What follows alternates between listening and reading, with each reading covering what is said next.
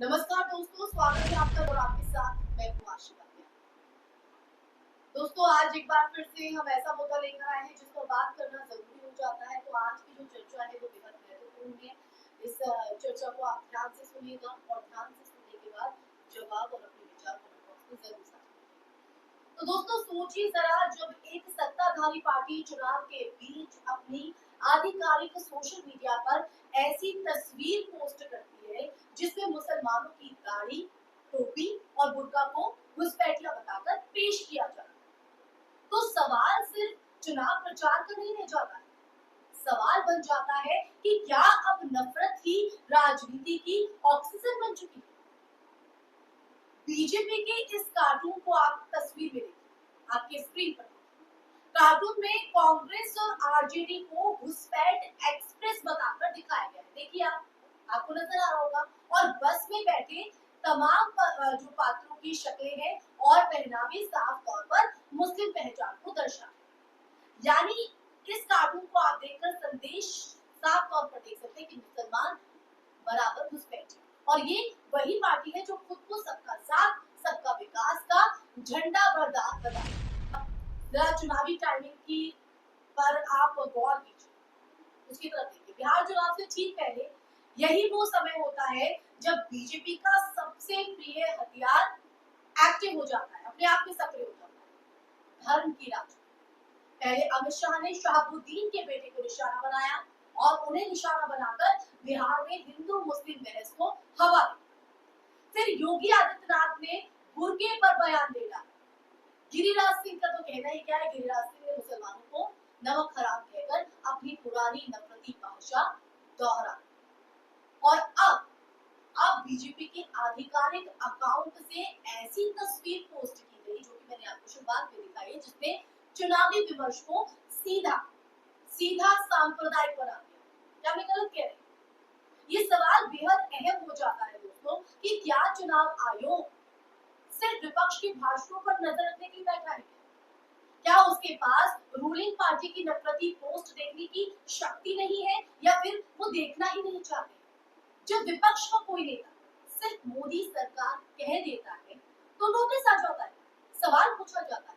मगर जब सत्ताधारी पार्टी खुलेआम किसी समुदाय को निशाना बनाए तो सब खामोश क्यों हो जाते हैं, चुप्पी क्यों साध लेते हैं? क्या संविधान सिर्फ किताबों में रह गया है क्या? दरअसल बीजेपी की ये रणनीति नई नहीं है। 2014 से लेकर अब तक हर चुनाव में एक ही पैटर्न अपनाया है, एक ही पैटर्न। जब विकास की बातों में दम ना हो, जब बेरोजगारी, महंगाई, किसान संकट और शिक्षा जैसे ये तमाम बड़े मुद्दे जनता के सवाल बनने लग जाए, तब तब किसी ना किसी तरह हिंदू मुस्लिम की आग को फिर से सुलगा, ताकि जनता असली मुद्दों से गुमराह हो जाए।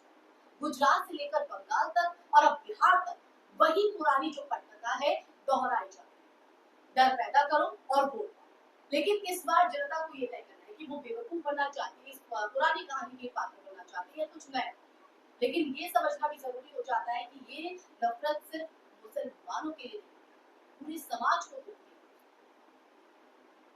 इस तरह की प्रचार सामग्री का एक मनोवैज्ञानिक असर होता है, लोगों की मानसिकता पर प्रभाव डालता है। ये समाज के बीच अविश्वास की जो दीवारें हैं वो खड़ी करते हैं, एक तरफ को दुश्मन के रूप में स्थापित करती है और लोकतंत्र की आत्मा को खोखला करती है।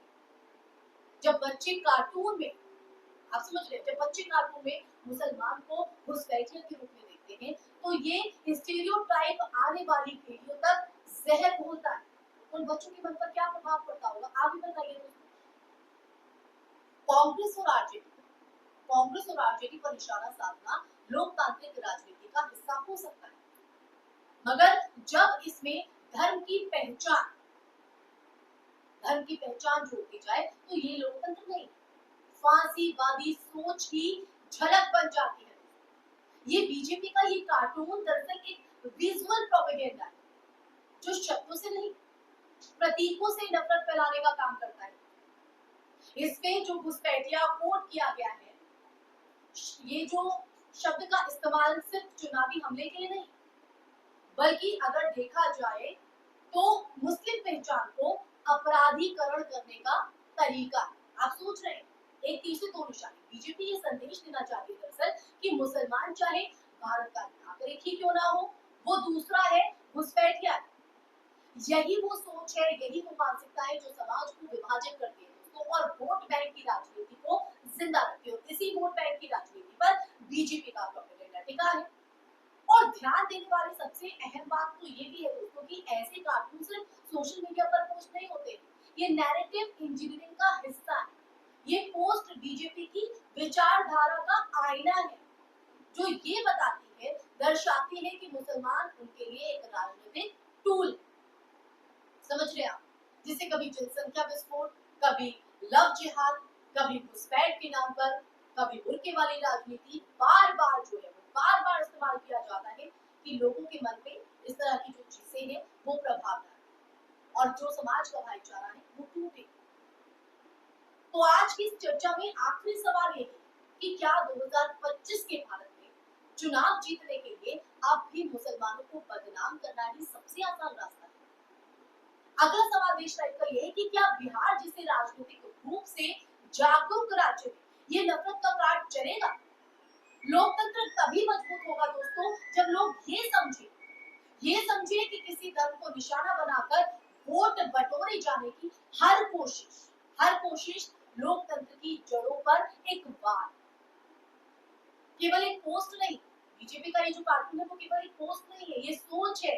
वो सोच की निशानी है जो देश को हिंदू बनाम मुसलमान में बांटकर सत्ता में रहना चाहती है, उस पर काबिज रहना चाहती है। लेकिन बिहार की जनता ने हमेशा नफरत के खिलाफ सोचने की हिम्मत दिखाई है और शायद इस बार भी जवाब वही देगा। घृणा नहीं, मुद्दे चाहिए, धर्म नहीं, रोजगार चाहिए, राजनीति। तो दोस्तों आज की चर्चा में फिलहाल के लिए बस इतना ही। ये चर्चा सुनने के बाद बिहार में जो स्थिति इस वक्त देखी जा रही है और जिस तरह से अल्पसंख्यकों को टारगेट किया जा रहा है, एक बार फिर हिंदू मुस्लिम की जो माहौल है वो बनाया जा रहा है, इसको आप किस तरह से देखते हैं और क्या राय बिहार की राजनीति को लेकर देना चाहते हैं, बिहार की जनता की भविष्य को देखकर लेना चाहते हैं? अपने विचार जरूर साझा कीजिएगा। फिर हाजिर होंगे एक ऐसे टॉपिक के साथ। तब तक के लिए अपना ख्याल रखिए। जय हिंद, जय भारत।